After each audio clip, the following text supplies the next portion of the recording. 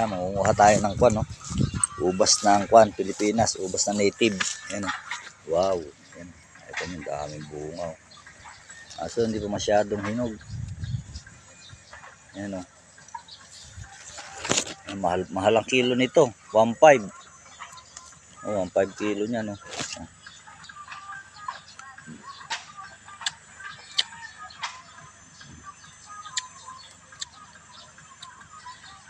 Sarap, oh. Ang dami, oh.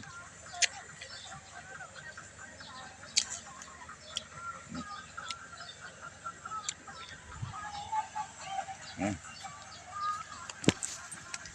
Ito, oh.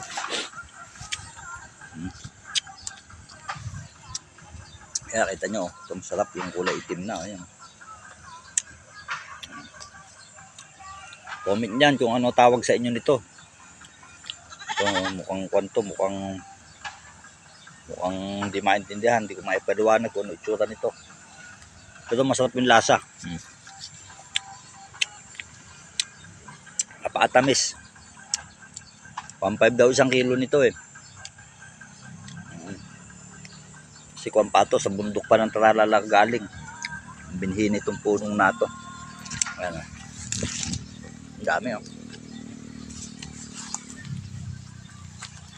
Ang dami bunga yan, oh.